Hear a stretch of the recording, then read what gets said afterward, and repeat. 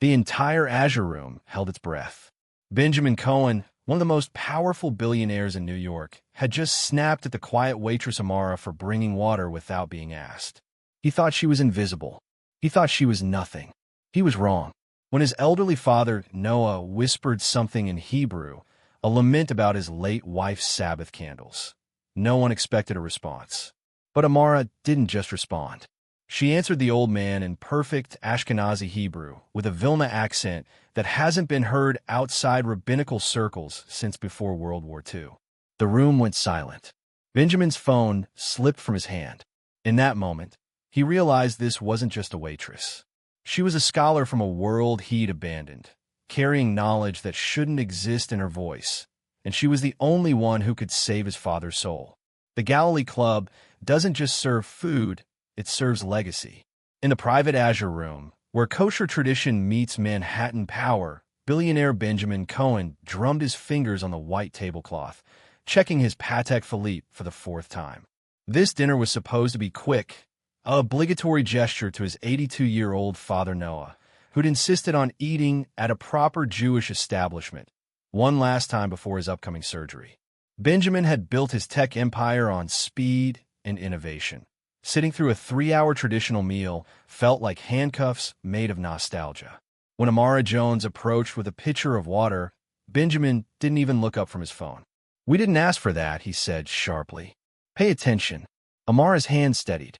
She perfected the art of disappearing in plain sight. Eyes down, voice soft, presence erased. "My apologies, sir," she murmured, already turning away. But Noah Cohen, bent and weary in his prayer shawl, reached out a trembling hand. "Wait, Kinderloch," he said softly. His eyes drifted to the menorah artwork on the wall, and something ancient shifted in his expression. In Hebrew, barely above a whisper, he spoke, "Azoe 60 mem hat ont get sun d liked. Azoe hat z ont get sun unser neshem. Just as my mother lit the candles, so did she light our souls." The other waiters froze, uncomprehending. Benjamin glanced up, irritated. "Dad, speak English." "No one here." Then Amara's voice cut through the room, quiet but crystalline. "Un Azoe 6 ir tate hot gellernt. Azoe learnt ir haint. And as your father taught, so you teach today." Noah's fork clattered against his plate. His eyes went wide, glistening. Benjamin's mouth fell open. Around the room, suited men turned to stare at the young black woman in the server's apron who had just spoken in a dialect that died in the ashes of Eastern Europe. Du verstehst?" Noah whispered. You understand?" Amara met his eyes, really met them for the first time. "Ich verstehe mehr 6 ir West kennen glauben." I understand more than you could believe. In that impossible moment, the invisible waitress became the most visible person in the room. She was a ghost from a world Benjamin thought he'd transcended, speaking the language of his grandfather's childhood with a perfection that shouldn't exist. And before the night ended, she would be the only one who could keep his father alive. But first, Benjamin Cohen would have to see her. Really see her. And that terrified Amara more than anything else. If you're already hooked by Amara's impossible knowledge, wait until you see what happens next. Hit that subscribe button and turn on notifications so you don't miss how this story unfolds. Because what Benjamin discovers about her will change everything. Amara Jones had learned long ago that survival meant becoming a ghost. At the Galilee Club, where Manhattan's elite came to display their wealth like peacocks fanning gilded feathers, she had perfected the choreography of erasure. Eyes down but aware. Voice soft but clear. Hands steady, movements efficient, presence forgettable. She was a shadow that served wine, a whisper that cleared plates, a non-person who could stand 3 feet away while men discussed million-dollar deals as if she didn't exist. She preferred it that way. The morning shift began at 10, 2 hours before the lunch crowd arrived. Amara would slip through the staff entrance on East 48th Street, punch in without small talk, and disappear into the controlled chaos of prep work. While the other servers gossiped about tips and difficult customers, she polished silverware with mechanical precision, each fork and knife catching light for exactly 3 seconds before being placed in the velvet-lined drawer. The repetition was meditation. The invisibility was armor. Amara, you're on the Azure Room tonight, Chef Marcus. No relation, though the shared name always made her chest tighten. Called from the kitchen. Private party. Veep, don't mess it up. She nodded without looking up. The Azure Room was the Galilee Club's crown jewel, a private dining space where politicians broke bread with hedge fund managers and old money families celebrated bar mitzvahs that cost more than most weddings. It was also where the club's wealthiest patrons came to be seen observing tradition, keeping kosher, speaking a few Hebrew blessings, performing Jewishness like theater for an audience of peers. Amara had watched this performance for 3 years now, ever since she'd fled from the wreckage of her academic aspirations and landed here, wearing a uniform that made her blend into the wallpaper. She never spoke unless spoken to. She never corrected a mispronounced blessing. She never revealed that she could read the Hebrew inscriptions on the mezuzahs that decorated the doorframes, or that she understood every Yiddish phrase the older guests whispered to each other. She especially never revealed that she could speak 8 languages fluently, including 3 dead dialects of Hebrew that existed now only in crumbling manuscripts in her father's memory. Her father, Dr. Marcus Jones. The name still carried weight in certain circles, tiny, esoteric circles that didn't matter to anyone outside them. He'd been a giant in the field of Semitic languages, a black scholar from Philadelphia who'd learned Hebrew from an elderly rabbi in his neighborhood and never stopped studying. By the time he was 30, he could read Aramaic, Hizzi, and Ugaritic. By 40, he'd published 3 books on the linguistic evolution of biblical Hebrew that should have made him a household name in academia. Should have. But the world of elite scholarship had no space for a black man who knew more about Jewish textual history than the white professors who guarded it like a birthright. His applications to Ivy League positions were rejected. His papers were peer-reviewed into oblivion. When he died of a heart attack at 53, he was teaching at a community college in Newark, his brilliance unrecognized by everyone except his daughter. Amara had inherited his gift for languages and his understanding of what the world would never let her be. So she'd stopped trying. She'd buried her PhD applications, her father's books, her own fluency in languages that could have opened doors if those doors weren't already locked from the inside. She'd taken a job where no one asked questions, where her education was irrelevant, where she could disappear into the rhythm of service and survive. Until tonight, as she set the Azure Room for the evening's dinner party, straightening the Star of David centerpiece, placing the laminated Burkhat Hamazon cards at each seat, ensuring the kosher certification was visible on the wine bottles. She felt the familiar tightness in her chest. The room smelled of beeswax candles and fresh challah from the club's bakery. It smelled like every Shabbat dinner her father had taken her to as a child, when aging rabbis would welcome the strange black girl who could recite Kiddush in 3 different historical pronunciations. Amara pressed her palm against the cool marble table and breathed. She was good at this. She was invisible. She was safe. She had no idea that in 4 hours, an old man's grief would shatter everything she'd built, and the son who despised tradition would force her to choose between the ghost she'd become and the scholar she'd buried alive. Benjamin Cohen arrived at the Galilee Club the way he arrived everywhere. 15 minutes late, phone pressed to his ear, impatience radiating from him like heat. His assistant had reserved the Azure Room, the only space private enough that he wouldn't be photographed having dinner with his father. The last thing Benjamin needed was Bloomberg running another piece about the tech disruptor who can't disrupt his family drama. Noah Cohen shuffled through the entrance 3 steps behind his son, wearing the same prayer shawl he'd worn to Benjamin's bar mitzvah 30 years ago. The tzitzit fringes were yellowed with age. The blue threads faded nearly to white. He walked with a cane now, carved olive wood from Jerusalem, though Benjamin suspected his father carried it more for symbolism than support. Everything with Noah was symbolism. The yarmulke pinned to his thinning hair, the Hebrew newspaper tucked under his arm, the deliberate slowness of his movements, as if rushing were a betrayal of something sacred. "Dad, come on," Benjamin muttered, finally ending his call. The reservation was for 7.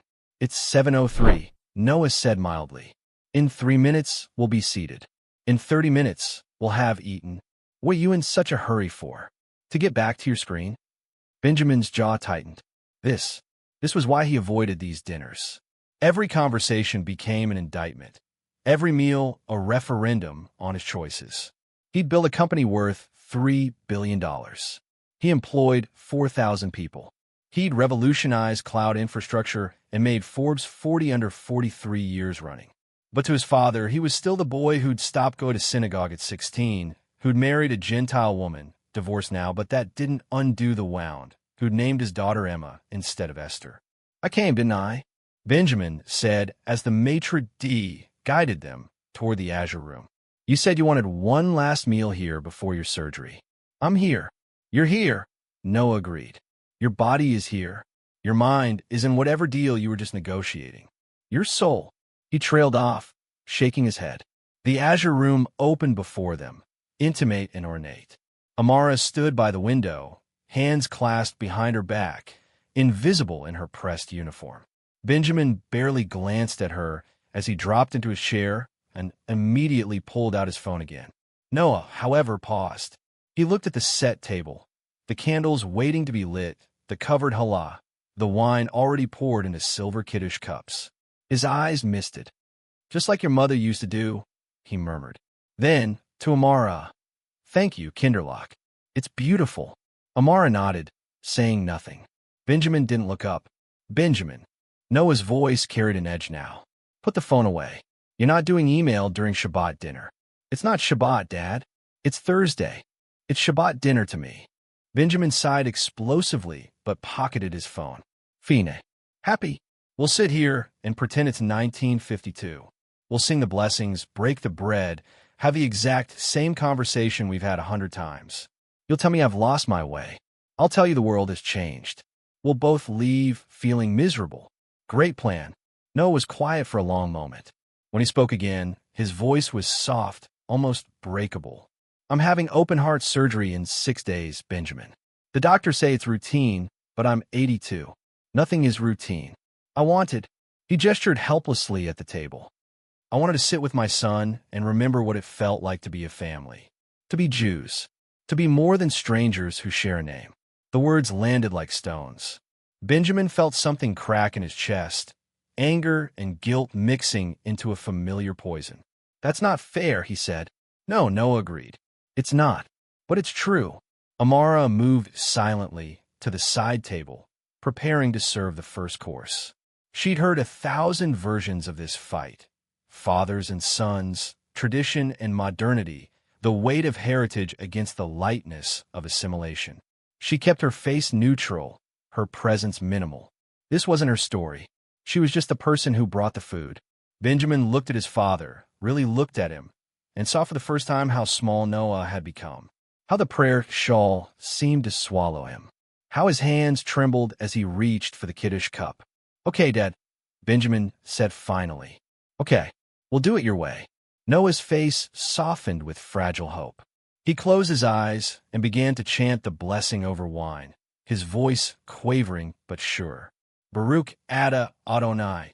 And then he switched, seamlessly, unconsciously, into the Yiddish-inflected Hebrew of his childhood, the language his own father had spoken in a tiny village outside Vilna before the war erased it from the earth.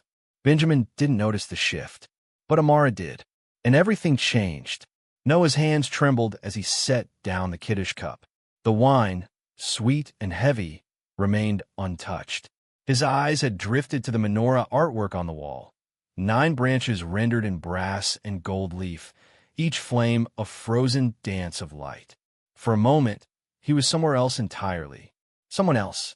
Azoi 6D Mame Hot Aunt Get Sundi Light. He whispered, the words barely audible. Azoi Hot Z Aunt Get Sun Unzernesham. Just as my mother lit the candles, so did she light our souls. Benjamin glanced up from his phone. He'd pulled it out again despite his promise, and frowned. Dad, what? But Noah didn't answer. He was lost now, caught in a current of memory that pulled him backward across decades. His mother, Shava, standing in their kitchen in Brooklyn, lighting Shabbat candles every Friday at sundown. The way her lips moved in silent prayer. The way she'd cover her eyes with both hands, as if the light were too holy to witness directly. She'd survived Vilna, the ghetto, the forests. She'd brought that dialect with her, the old Litvish Hebrew mixed with Yiddish, pronunciation shaped by centuries of rabbinical tradition. She'd taught it to Noah when he was young, made him memorize prayers in the exact cadence her own father had used. And then she died, and the language died with her. Benjamin had never learned it. Noah's own children had grown up American, their Hebrew modern and Israelified, clean of the old world inflections. The dialect lived nowhere now except in Noah's fading memory. Und azoi wird tatechod gelernt, avoite seid softly, azoi lernt ihr chaint. And as your father taught, so you teach today. The room crystallized into perfect, terrible silence. Noah's head snapped up, his kiddish cup tipped, wine bleeding across the white tablecloth like a wound. Benjamin's phone clattered onto his plate. The other server, standing by the kitchen door, froze mid-step. Amara stood 3 feet from the table, water pitcher still in hand, her face carefully neutral. But her voice had spoken the impossible. The dead language, the exact pronunciation, the precise rhythm, the grammatical construction that belonged to a world that no longer existed. Noah's voice broke. Du verstehst? You understand? Amara met his eyes. For 3 years, she trained herself never to do this, never to truly see or be seen. But something in the old man's grief, in his desperate loneliness, cracked her open. Ich verstehe mehr 6, ir West kennen glauben, she said quietly. I understand more than you could believe. Benjamin erupted from his chair. What the hell is happening? What language is that? Noah couldn't finish. His hand was shaking violently now. It's Litvish. The dialect. My mother's dialect. Where did you? He reached toward Amara, then pulled back, as if she might vanish if he touched her. Who are you? Amara's carefully constructed armor began to crack. She could feel every eye in the room on her. Benjamin's furious confusion, Noah's desperate wonder, the other server's shock. She'd made a mistake. A catastrophic, irreversible mistake. She should have stayed silent. She should have remained invisible. But the old man's grief had called to something deeper than self-preservation. I learned it, she said simply, switching back to English. Her voice was steady, but inside she was fragmenting. A long time ago. From who? Noah demanded, leaning forward. His color was high now, spots of red in his pale cheeks. No one speaks this anymore. My own children don't speak it. The rabbis in Crown Heights don't speak it. It died in Europe. It died with my mother. How do you? His breath caught. How does a... He stopped himself, but the unfinished question hung in the air. How does a black woman know this? Benjamin's face had gone from confused to suspicious. Dad, sit down. Your heart. My heart is fine. Noah waved him off impatiently, never taking his eyes from Amara. Please, tell me, where did you learn my mother's language? Amara felt the walls closing in. She'd spent 3 years building a life where no one asked her these questions, where her knowledge stayed buried, where she could serve and disappear and survive. Now this old man was looking at her like she was a miracle, and his son was looking at her like she was a threat, and the truth was clawing its way up her throat. I had a good teacher, she said finally. It wasn't a lie. It just wasn't the whole truth. Ooh, Noah pressed. What school? What program? Dad, enough. Benjamin's voice was sharp now, protective. He'd recovered from his shock and shifted into suspicion. This is clearly some kind of, I don't know, service they trained her for. To impress Jewish clients. He turned to Amara, his eyes cold. That's it, right? You learn a few phrases. Probably don't even know what they mean. Just memorize sounds. Amara could have agreed. Should have agreed. It would have been so easy to nod, to apologize for overstepping, to retreat back into invisibility. But something in Benjamin's dismissive certainty, the automatic assumption that her knowledge couldn't be real, couldn't be deep, couldn't be possible, ignited a fury she'd spent years suppressing. Das is nit nor a sprach, she said, her voice quiet but cutting. Du is a leve fun a Welt wo is nicht mehr. This is not just a language. This is a funeral for a world that no longer exists. Noah's eyes filled with tears. He understood exactly what she'd said, and what it meant that she could say it. Benjamin understood only that he'd lost control of the situation entirely. And in the kitchen doorway, the other server pulled out his phone and began recording. Can you imagine the shock in that room? A language that shouldn't exist, spoken by someone they never expected. If this story is giving you chills, smash that like button and drop a comment telling me. Would you have stayed silent like Amara, or would you have spoken up sooner? I read every single comment. Benjamin Cohen didn't raise his voice. He'd learned long ago that real power whispered, but the fury in his quiet tone could have cut steel as he gestured sharply toward the door. Everyone out. Now. The other server vanished instantly. The sommelier, who'd been hovering near the wine cabinet, evaporated. Even a maitre d', who'd appeared at the commotion, retreated without argument. In 30 seconds, the Azure Room contained only 3 people. A billionaire whose control was slipping, an old man clutching his prayer shawl like a lifeline, and a waitress who'd just shattered her own carefully constructed invisibility. Benjamin turned to Amara. Seat. She didn't move. I said sit. It wasn't a request anymore. Benjamin, Noah started. Not now, Dad. Benjamin's eyes never left Amara. You. How much? Amara blinked. I'm sorry. How much did they pay you? Friedman? Goldman. Benjamin pulled out his phone, fingers flying across the screen. One of my competitors hired you to, what, get close to my father? Impress him with some party trick so you could what? Bug the room? Get information. The accusation was so absurd, so disconnected from reality, that Amara almost laughed. Almost. But Benjamin Cohen didn't look like a man who appreciated laughter. He looked like a man who'd built an empire by trusting no one, and she'd just become a glitch in his matrix. No one paid me anything, she said evenly. I'm a waitress. I work here. I serve food. Bullshit. Benjamin was scrolling through something now, his face illuminated by the screen's cold glow. No waitress speaks, whatever the hell that was. Dad, what is it? Hebrew. Litvish Hebrew, Noah said softly. He hadn't moved from his chair, but his entire body was angled toward Amara, like a plant growing toward light. Mixed with Yiddish, the dialect from Lithuania from before the war. My mother spoke it. Her father spoke it. It's been dead for 70 years. So someone taught her. Benjamin's voice was sharp, logical, relentlessly practical. Probably some academic program. Performance training. She memorized a script. You can't memorize this. Noah interrupted, his voice stronger now. You can't fake the accent. The grammatical structure, the idioms. Benjamin, I've met Hebrew professors at Columbia who couldn't do what she just did. This isn't theater. This is real knowledge. Benjamin's jaw tightened. He shifted tactics, addressing Amara directly. Fine, where did you learn it? I told you.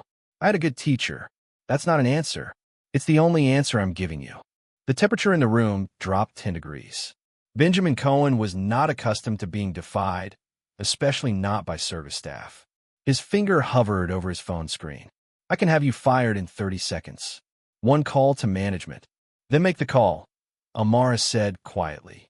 She'd spent 3 years being invisible. 3 years swallowing her pride, her knowledge, her father's legacy. She'd made herself small and silent and safe. But something about Benjamin Cohen's arrogance, the easy certainty that her knowledge must be fake, must be performance, must be anything except real, had burned through her carefully maintained control. If she was going to be destroyed, she'd be destroyed standing up. Benjamin stared at her, genuinely surprised. Noah watched them both, his expression unreadable. Who are you? Benjamin asked finally. Not angry anymore. Genuinely confused. Someone wants to finish her shift and go home, Amara said. She turned to Noah. I apologize for interrupting your dinner. It won't happen again. Wait. Noah reached out, his hand trembling. Please. I'm not angry. I'm amazed. You have to understand, I've been speaking this dialect alone for 30 years. My children don't know it. My grandchildren don't know it. I thought, his voice cracked. I thought it would die with me. And now you're standing here, speaking my mother's tongue perfectly, And you won't tell me how. Amara felt something break inside her chest. She recognized the loneliness in Noah's voice because she'd lived it herself. Her father, brilliant and unrecognized, teaching her languages that nobody valued. The two of them, black scholars in a white academic world, speaking dead tongues to each other because the living ones wouldn't listen.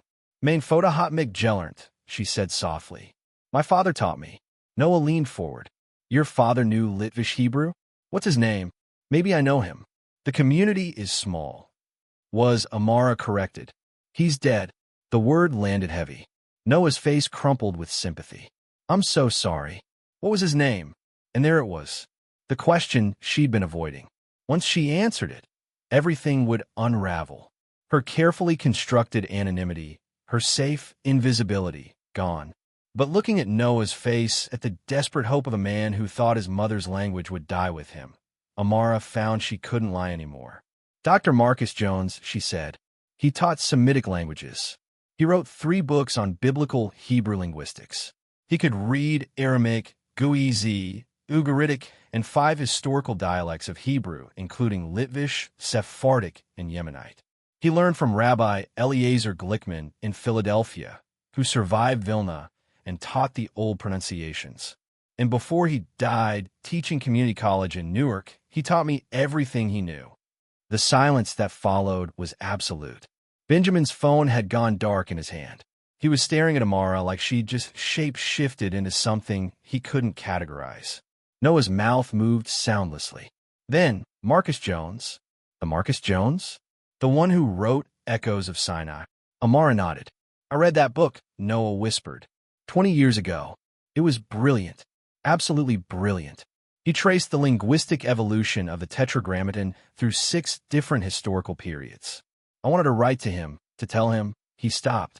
Why was he teaching community college? He should have been at Harvard. Princeton. Anywhere.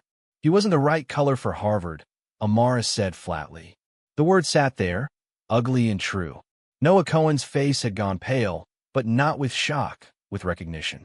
He sat back slowly, his fingers drumming on the tablecloth in a rhythm that seemed unconscious, almost ritualistic. When he spoke again, his voice was distant, scholarly. Echoes of Sinai, he murmured. Published by a small academic press in 1998. It argued that the Masoretic pronunciation system preserved older Babylonian influences than previously thought. Used comparative Akkadian linguistics to prove it. He looked at Amara with new eyes. There was a dedication in the front. To someone named Amara. For my daughter, who hears the ancient voices. Amara's carefully maintained composure cracked. Her father had written those words on her 12th birthday, after she corrected one of his translations by catching a pun in Aramaic that worked across 3 languages. He dedicated his masterwork to her, and nobody in the academic world had cared enough to wonder who she was. That's you, Noah said softly. It wasn't a question. She nodded. How old were you when he died? 23. I was finishing my master's degree. Benjamin, who'd been silent through this exchange, suddenly spoke up. Wait, you have a master's degree? In what? Comparative linguistics. Columbia. Columbia? Benjamin's eyebrows rose. So you're not just he stopped himself, but the unfinished sentence hung in the air. Not just a waitress. I'm exactly what I appear to be, Amara said evenly. I work here. I serve food. That's my job. But why? Noah asked, genuinely confused. With your education, with your father's work, you should be teaching, publishing, carrying on his legacy. Amara's laugh was bitter. Should I? Tell me, Mr. Cohen, how many black professors of Semitic languages do you know? Noah opened his mouth, closed it, opened it again. There's Dr. Williams at Yale. She's in African languages, not Semitic studies. And Dr. Patterson at American Hebrew literature, modern, not historical linguistics. The silence that followed was damning. Benjamin looked uncomfortable, shifting in his chair. Noah's face had gone from pale to flushed. After my father died, Amara continued, her voice carefully controlled. I applied to every PhD program that mattered. Princeton, Harvard, Yale, Chicago, Berkeley. I had a 4.0 GPA. I had 3 languages already. I had letters of recommendation from the best scholars in the field. And you know how many accepted me? Neither man answered. 0, Amara said. Not one. I got feedback from Princeton saying my research interests were derivative of my father's work. Harvard said I didn't have the institutional fit. Chicago just never responded at all. She could feel the old anger rising, hot and poisonous. And then one professor, I won't say who, was kind enough to tell me the truth over coffee. He said, "Your father was a brilliant anomaly. The field can't handle two." The words landed like hammer blows. So I stopped trying. Amara finished. I took a job where nobody asked questions, where I can disappear, where my knowledge doesn't threaten anyone because nobody knows it exists. Noah looked like he'd been struck. That's obscene. It's wrong. If I'd known, if anyone had known. Known what? Amara asked. That a black woman could read Aramaic? That my father taught me Litvish Hebrew the same way your mother taught you? What would you have done, Mr. Cohen? Written a letter? Made a phone call? The academic world doesn't want people like me. It wanted people like my father just enough to feel progressive, and when he died, it forgot he ever existed. Benjamin was staring at his phone now, scrolling rapidly. Your father's books are out of print. All 3 of them. I just checked. I know. That's insane. According to these reviews, Echoes of Sinai was groundbreaking. It was also published by a press nobody's heard of because no major university press would touch it. Benjamin looked up, and for the first time since this conversation began, Amara saw something other than suspicion in his eyes. She saw anger, but directed outward now, not at her. That's bullshit, he said flatly. Despite everything, Amara almost smiled. Yes, it is. Noah was quiet for a long moment, his fingers still drumming that unconscious rhythm. Then he asked, very gently, "The day your father died, were you with him?" The question was so unexpected, so tender, that Amara's defenses shattered completely. She was back in that terrible afternoon. Her father slumped over his desk in his tiny office, surrounded by books and papers, his life's work stacked in cardboard boxes because the college was clearing out his space before his body was even cold. He had a heart attack grading papers, she said quietly. I found him 3 hours later. He'd written a note in the margin of one student's essay, a correction to their translation of Genesis. He died trying to teach. Noah's eyes filled with tears, like Rabbi Akiva. The reference was so specific, so perfectly chosen, that Amara felt her own tears rising. Rabbi Akiva, the greatest scholar of the Mishnaic period, who continued teaching Torah even as he was being executed by the Romans. To die in the act of teaching wasn't just death, it was martyrdom. Kiddush Hashem, Noah whispered. Sanctification of God's name. He wasn't religious, Amara said. Neither was Akiva, originally. But knowledge is sacred. Teaching is sacred. Your father died doing holy work, whether he believed in God or not. Benjamin was looking between them, confused but silent. This conversation had moved beyond him in a territory he didn't recognize, the space where language and faith and loss became inseparable. I want to republish his books, Noah said suddenly. Amara blinked. What? I have connections. Foundations, university presses, people who owe me favors. Your father's work deserves to be read, studied, cited. Noah's voice was gaining strength, purpose, and you deserve to finish what he started. Mr. Cohen, I appreciate the sentiment, but I'm not being sentimental. I'm being practical. Noah leaned forward, intense now. You carry knowledge that shouldn't exist. You speak dialects that are dying. If you bury that in a restaurant, serving people who don't even see you, then we've lost something irreplaceable. The world already took your father. Don't let it take you too. Amara couldn't speak. 3 years of carefully maintained emotional distance were crumbling, and she couldn't stop it. Benjamin cleared his throat. Dad, maybe we should. Benjamin, be quiet. Noah didn't even look at his son. Amara. May I call you Amara? She nodded. Come to the hospital tomorrow. After my surgery. Bring your father's books. We'll talk about how to fix this. I have work. I'll clear it with your manager. Noah smiled faintly. Being rich has to be good for something. Before Amara could respond, Noah suddenly gasped, his hand flying to his chest. his face contorted with pain. "Dad!" Benjamin was on his feet instantly. Noah tried to speak, but only a wheeze emerged.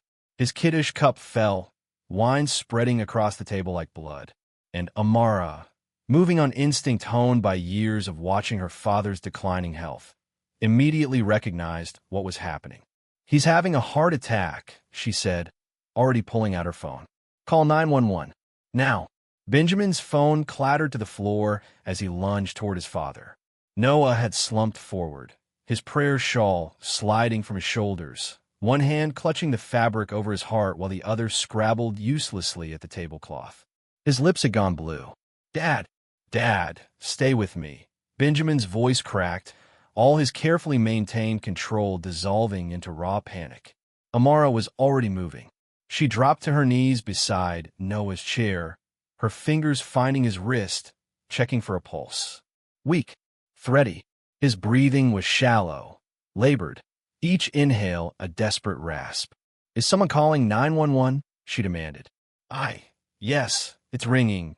Benjamin had retrieved his phone, hands shaking so badly he could barely hold it. Amara looked at Noah's face. His eyes were unfocused, filled with pain and something else, terror.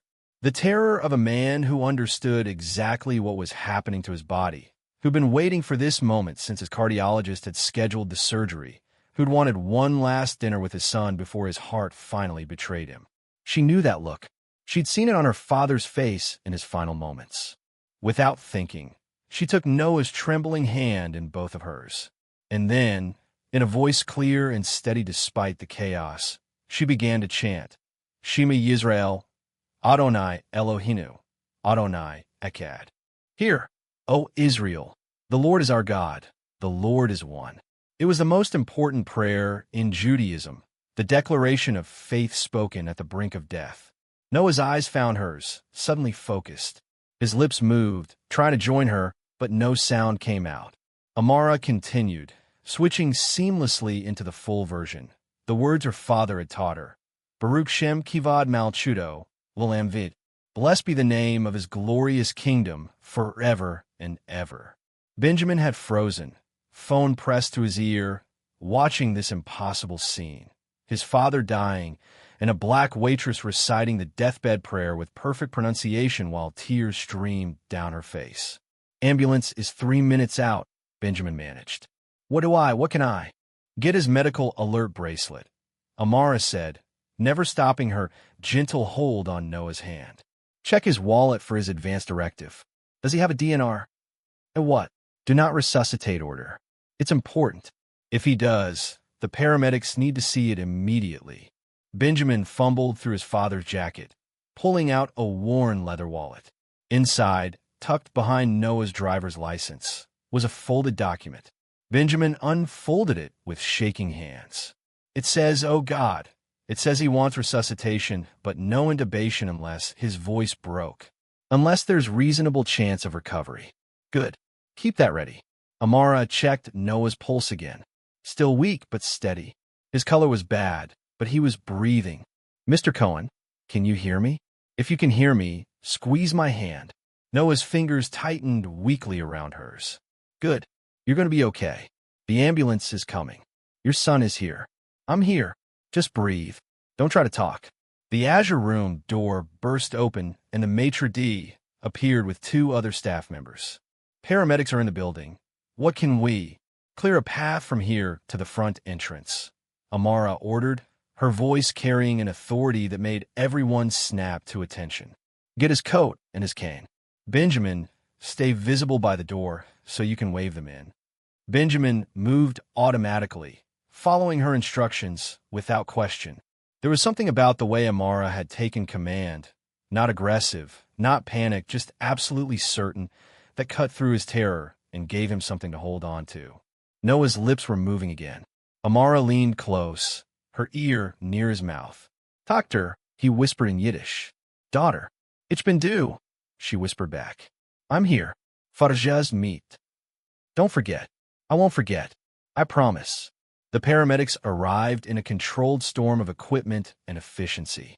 Amara stepped back immediately, giving them space, but stayed close enough to provide information.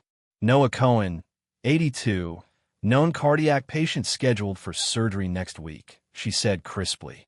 Sudden onset chest pain, difficulty breathing, possible myocardial infarction. He has an advance directive. No intubation unless neurologically viable. His son has the paperwork. The lead paramedic glanced at her sharply. You medical? No, but I know what to look for. They had Noah on a gurney within 90 seconds for line in, oxygen mask secured, monitor beeping with his vital signs. Benjamin climbed into the ambulance behind them, his face white with shock.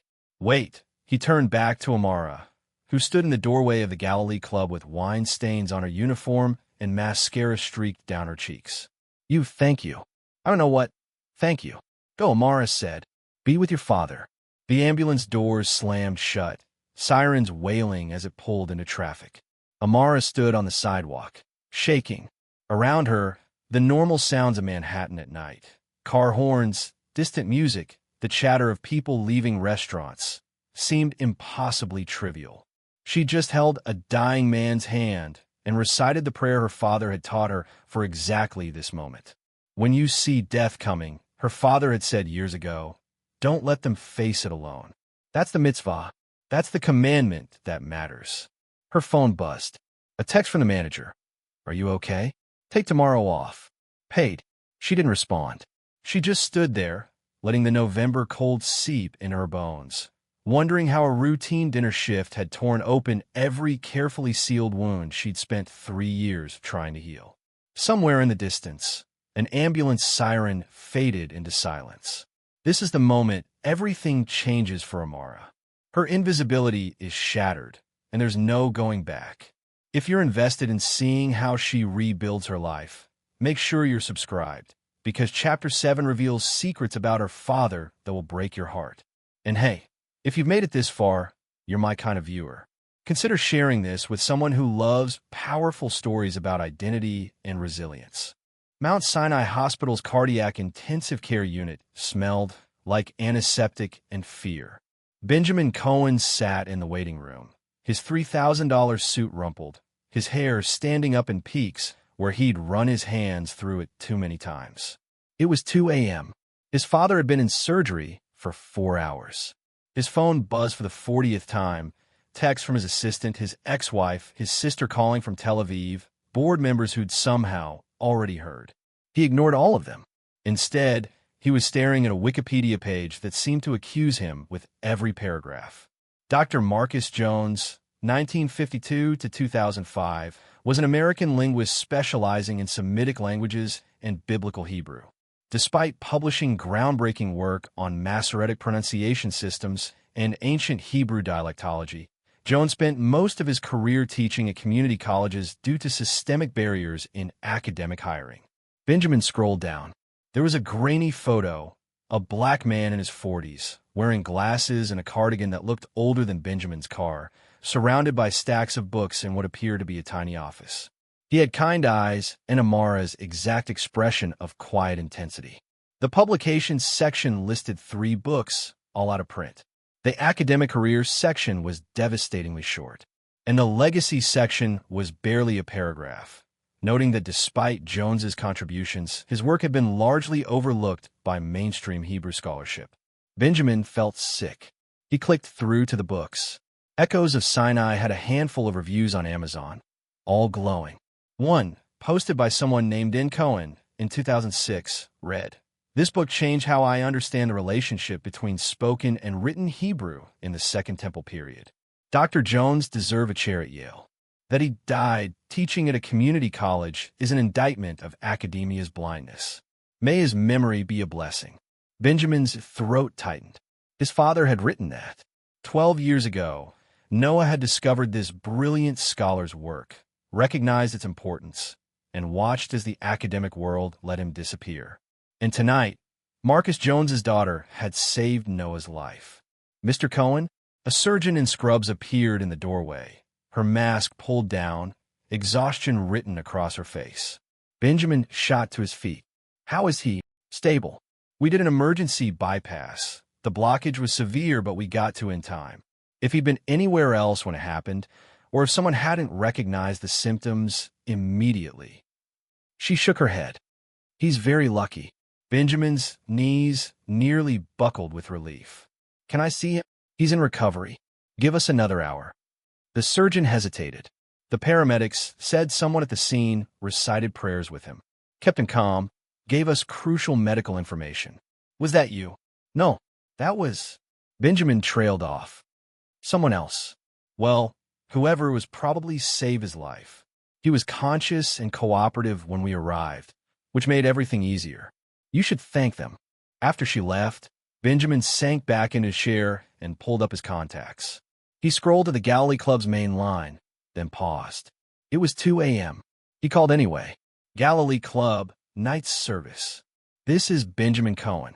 I need the personnel file for one of your servers. Amara Jones. Sir, I can't just. My father nearly died at your establishment tonight.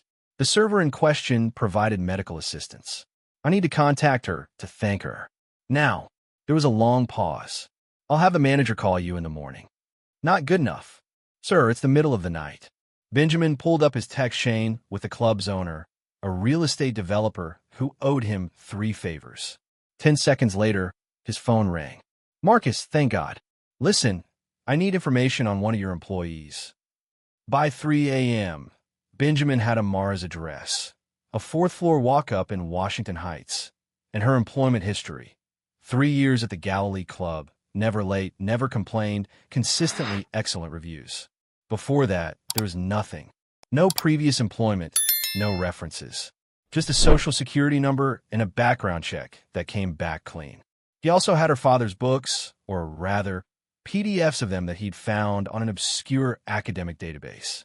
He'd started reading Echoes of Sinai and couldn't stop. The scholarship was dense, but brilliant, arguing that certain Hebrew pronunciations preserved in isolated Jewish communities contained linguistic fossils from ancient Babylon and Persia. It was the kind of work that should have won awards. Instead, it had been published by a press Benjamin had never heard of and forgotten by everyone except his father. Mr. Cohen? A different nurse appeared. Your father's awake. He's asking for you. Benjamin followed her through the antiseptic corridors to a private room where Noah lay propped up, tubes and wires connecting him to machines that beeped in steady rhythm. His color was better, though his eyes were sunken with exhaustion. Benjamin. Noah's voice was hoarse but firm. Don't look so worried. I told you I'm too stubborn to die. Benjamin tried to smile and failed. He pulled a chair close to the bed, taking his father's hand carefully, afraid of disturbing the 4-line. You scared the hell out of me, Dad. Good. Maybe it'll teach you to answer when I call. Despite everything, Benjamin laughed. There he is, barely out of surgery and already giving me guilt. It's a father's job. Noah squeezed his son's hand weakly. Where's Amara? I don't know. Home, I assume. It's 3 in the morning. You need to find her. Bring her here. Dad, you need rest. I need to talk to her. Benjamin, listen to me. Noah's eyes were suddenly intense, burning with something beyond exhaustion or pain. That woman saved my life. Not just medically. When I thought I was dying, she gave me something to hold on to. She spoke my mother's words. She wasn't afraid of death. She walked right up to it with me. Do you understand how rare that is? Benjamin thought about Amara's face as she held his father's hand, tears streaming down her cheeks while she recited prayers in a dead language. I'm beginning to. Her father's books. You found them. I did. Dad, why didn't you tell me about him? I tried. You weren't interested. Noah's voice wasn't accusing, just sad. You spent 20 years running from anything that reminded you of being Jewish. Why would you care about a Hebrew linguist? The words hurt because they were true. Benjamin looked down at their joined hands, his father spotted with age and foretape, his own smooth and strong. I'm sorry, he said quietly, for all of it, for not listening, for not being the son you wanted. You're exactly the son I wanted, Noah said. You're just not the son I needed. Amara arrived at Mount Sinai at noon, still wearing her server's uniform because she hadn't gone home to change. She'd spent the night walking Manhattan streets, unable to face her studio apartment and its walls covered in her father's books.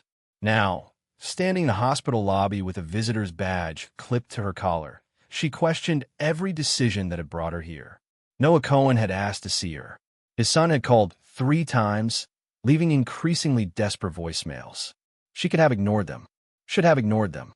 Instead, she was taking the elevator to the 7th floor, carrying a canvas bag containing her father's 3 books, original copies, not reprints, signed by him in fountain pen. The cardiac ICU was quiet, machines humming their mechanical lullabies. A nurse directed her to room 714. The door was half open.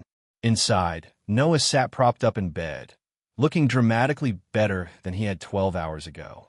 Benjamin stood by the window, holding a coffee cup like a lifeline. Both men turned when she entered. Amara. Noah's face lit up with such genuine joy that she felt her careful, emotional walls crack. You came. You asked. She stayed near the door, uncertain. I can't stay long. I have a shift. I called your manager, Benjamin said. You're off for the rest of the week. Paid. Amara stared at him. You what? Consider it a thank you for saving my father's life. I didn't. You did. Noah interrupted firmly. The doctor said if I'd panicked, if my blood pressure had spiked any higher, I wouldn't have made it to the hospital. You kept me calm. You gave me something to focus on. The Shima. His voice broke. Amara looked away, uncomfortable with the raw emotion. Sit, Noah said, gesturing to the chair beside his bed. Please, I promise I won't have another heart attack if you humor an old man. Despite herself, Amara sat. She set her canvas bag on the floor, hyper-aware of Benjamin watching her with an intensity she couldn't interpret. I read your father's books last night, Benjamin said abruptly. All 3 of them. Amara's head snapped up. All 3? That's over 800 pages of academic Hebrew linguistics. I didn't say I understood all of it, but I read them. He set down his coffee cup, running a hand through his already disheveled hair. Your father was brilliant. The way he traced pronunciation patterns through exile communities, the connections he made between Babylonian Aramaic and later Hebrew. It's incredible. Why the hell was he teaching at a community college? Because no one else would hire him, Amara said flatly. That's insane. That's America. She met his eyes, unflinching. My father had 2 doctorates. He spoke 12 languages fluently, could read 15 more. He published in peer-reviewed journals, presented at conferences, did everything right. And every time he applied for a tenure-track position, he was told he wasn't the right fit, or his research was too narrow, or they'd gone in a different direction. Which is academic code, for we don't want a black man teaching Hebrew. The bitterness in her voice could have stripped paint. Noah was crying now, silent tears rolling down his weathered cheeks. Tell me about him. Please. What was he like? Amara hadn't talked about her father, really talked about him, since his funeral. But something about Noah's gentle insistence, the way he leaned forward like her words were sacred text, made the dam break. He was patient, she said quietly. Impossibly patient. I was 6 when he started teaching me Hebrew. Not children's Hebrew, not prayer Hebrew, real Hebrew. Biblical passages, grammatical structures, verb forms. I get frustrated and cry, and he'd just smile and say, language is a garden, Amara. You can't rush a garden. She pulled the books from her bag, handling them like they might dissolve. He wrote these at night, after teaching all day. He'd come home exhausted, eat whatever I tried to cook. I was terrible at it. And then disappear into his study until 2 a.m. Every weekend, we'd go to this tiny Judaica bookshop in Center City where the owner would order obscure texts for him. Medieval Hebrew poetry, Aramaic commentaries, Yiddish folklore. The owner was this elderly man from Poland who'd survived the camps. He and my father would sit for hours comparing dialects, debating translations. That's where he learned Litvish, Noah said softly. From Mr. Glickman, yes. He was one of the last living speakers. He'd fled Vilna in 1941, watched his entire family die. He taught my father the Hebrew his grandfather had spoken, and my father taught me. It was like Amara struggled for words. Like we were keeping something alive that the world wanted to forget. Not forget, Noah corrected gently. The world didn't forget. The world never knew. That's worse. Benjamin was staring at the books Amara had set on the bedside table. What happened after he died? You said you were finishing your master's. I finished. Defended my thesis on Aramaic loanwords in Mishnaic Hebrew. Got the highest marks in my cohort. Amara's voice was carefully flat. Then I applied to PhD programs. Every application asked about my research interests. I wrote about wanting to continue my father's work, to explore historical Hebrew phonology through comparative Semitic linguistics. I really thought, that being his daughter would open doors. It didn't, Benjamin said. It slammed them shut. I got one honest rejection from a professor at Columbia. He said, your father's work was controversial. Taking you on would be seen as academic nepotism, especially given the optics. He actually used that word, optics. Noah made it sound like he'd been punched. So I stopped trying, Amara continued. I moved to New York, took the first job I could find. The Galilee Club was hiring servers who could be discreet around wealthy clients. I fit the job description perfectly. I was already an expert at being invisible. You're not invisible, Benjamin said. Not anymore. Amara looked at him sharply. What does that mean? It means I spent last night calling in favors. I have friends at Columbia, Yale, and NYU. I told them about you, about your father, about what happened last night. They want to meet with you. No. Amara stood abruptly. Absolutely not. Amara, you don't get to do this. She was shaking now, anger and fear warring in her voice. You don't get to feel guilty about your privilege and fix it by making me your charity project. I don't need you to call your rich friends and give me meetings I'll just fail anyway. I've built a life. It's not the life I wanted, but it's mine, and it's safe, and I won't let you destroy it because you suddenly care. I don't care because I suddenly feel guilty, Benjamin said, his voice rising to match hers. I care because you saved my father's life, and because you carry knowledge that deserves to be heard, and because he stopped, visibly struggling for control. Because watching you hide who you are to serve people like me makes me sick. The room fell silent except for the beeping of Noah's monitors. He's right, Noah said softly. Amara, your father died trying to teach. Don't let the world kill his legacy twice. Amara looked between them. The old man who'd nearly died in her arms and the son who'd spent all night trying to fix a broken system. They were offering her something she'd stopped believing was possible. Hope. And hope, she'd learned, was the most dangerous thing of all. We're about to see the most beautiful transformation in this entire story. But before we get there, I need to know, are you team Amara should have stayed invisible? Or team she was right to speak up? Drop your vote in the comments. And if you've loved watching Amara reclaim her voice and honor her father's legacy, do me a favor, subscribe and hit that like button. Stories like this need to be heard, and your support helps me keep bringing them to you. Now, let's see how Amara and Benjamin's journey ends. 3 months later, Amara stood in Noah Cohen's study, surrounded by books that smelled of age and wisdom. The room overlooked Central Park, winter trees sketched in black against gray sky.